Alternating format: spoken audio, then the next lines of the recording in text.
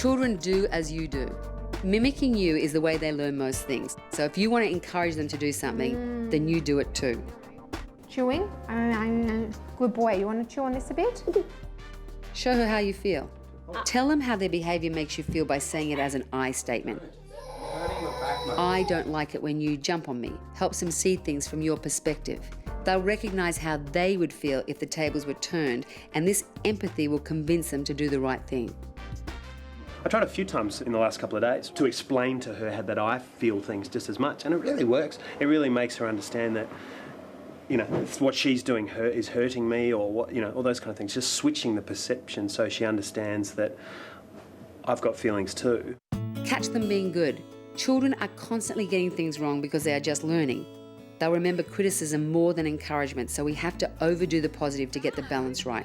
Try catching them being good because they need to hear 6 positives for every negative. That's very good helping, Samson. You watch that they've been behaving quite well for a period of time and you say, wow, you've been sitting there nice and quietly for so long.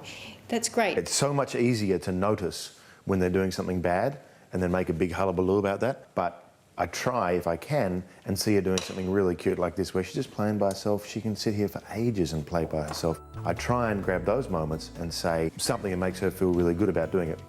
Hey, Elsa, that's so great how you're playing like that. Not much. Okay. I hear you. Young children still have trouble expressing themselves perfectly, which can be very frustrating. Yeah. Daddy. I know you want to go outside, Bunny. So You can avoid a lot of tantrums by active listening, where you repeat back to them what you think they might be feeling. I know you want to go outside. Daddy. Can we get ready then go outside? No. They gonna tend to help? relax just knowing that you understand. Keep promises. One of the most important things to preserve with young children is trust. We make a deal with her. It's generally because she wants to go for a walk at sort of 8 o'clock at night and it's bedtime. Instead of saying just no, you make a deal and say, if you stay here and you sleep all night and go to bed, then tomorrow we'll go for a walk. And she generally accepts that. If you are honest with them and keep your promises, they can trust you, and that will make all the difference. Reduce temptation. Children learn best by exploring. Let the cupboard latch be the bad guy so you don't have to. You don't want them to be told no all day. You know, the glass vases that used to be out have to go up high, and the DVD player that they can get their finger jammed in has to have a little cover over the top. The kids want to be where you are, and if you're in the kitchen, she can actually open this drawer and she pulls out, you know, there's all sorts of stuff and, you know, nothing that can really hurt her. Don't have anything you couldn't afford to get broken. And if you do, you put it away for the time being, because this is kind of their world and they will only learn from exploring it. Choose your battles. You don't have to win every point. Give them a bit of breathing space and only pull them up on things that really count. In the pencil case. In the pencil case. And in the box. You need to pick your fights. Some things don't matter. Let them go. And focus on the things that do matter, and then they'll respond, because we're not always at them, barking things at them. Sometimes if you just wait another 30 seconds, they'll stop what they're doing anyway. So that's kind of good. That's a good lesson, just if they're doing something that is not that dangerous but is kind of giving you the shits. Maybe just wait another 1 or 2 minutes and they'll get bored with it and they'll move on, and then you would have alleviated the problem without actually having to do anything. Avoid whining. Children don't want to be annoying. Sometimes we accidentally train them to whine by giving in at the last minute. Hold your ground and she'll come around. Big girl voice?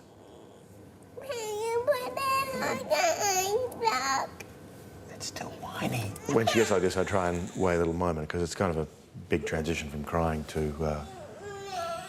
being okay. I just wait for a second, don't give her any attention.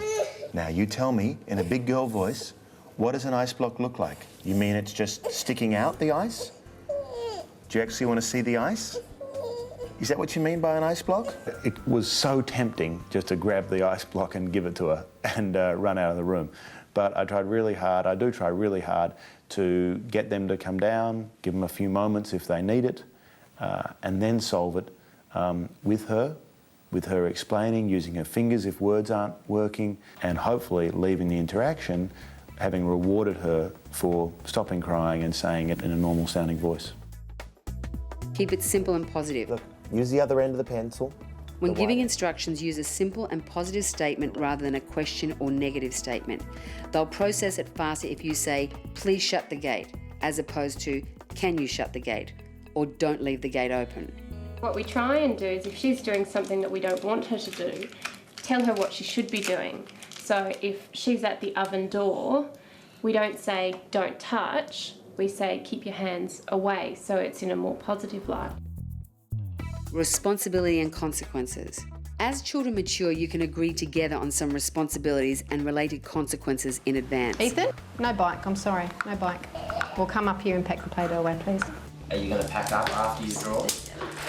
Yes. Are you going to put all your rubbish in the bin after you finish drawing? What happens if you don't? Say, I won't get to draw again. Say, I won't get to draw again, Dad.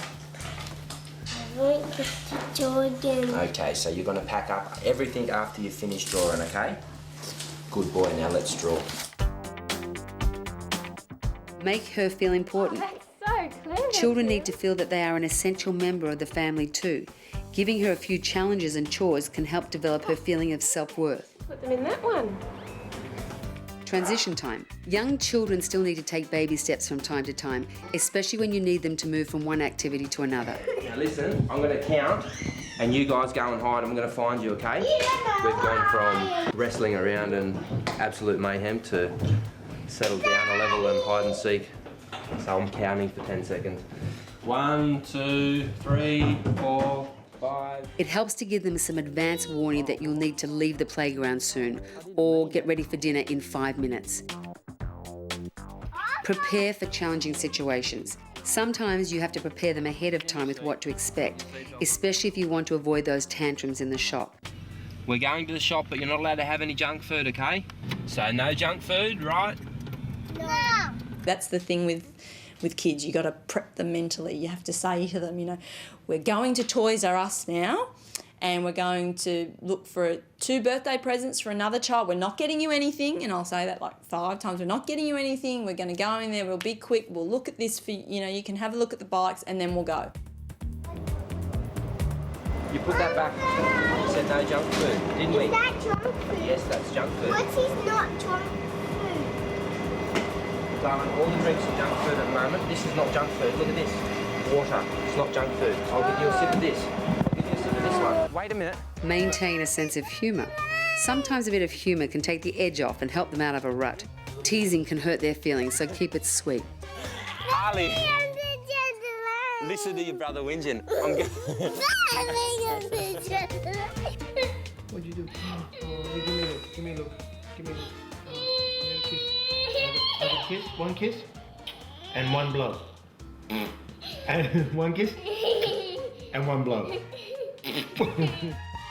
Offer 2 choices. Young children like to exercise some control over their world. It makes it easier to get them to put a pair of shoes on if you're engaging them with a choice. Which shirt do you want to wear? Superman shirt or the Spider-Man? Which one do you want to choose?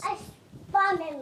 Giving them 2 reasonable choices makes them feel respected, and it works for you too. Here we go, Superman. Put boring responsibilities on the way to something fun.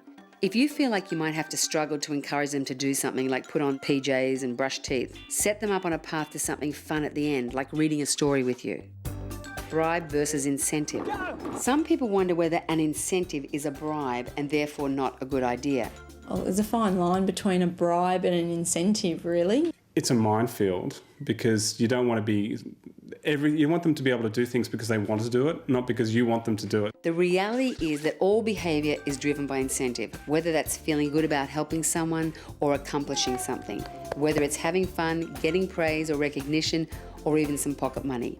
You can decide how you might want to encourage or reward your child for being helpful, but avoid using food or sweets as a reward or incentive, as that can complicate things. What we've tried to do as a family is praise when praise is justified. They like praise more, I find.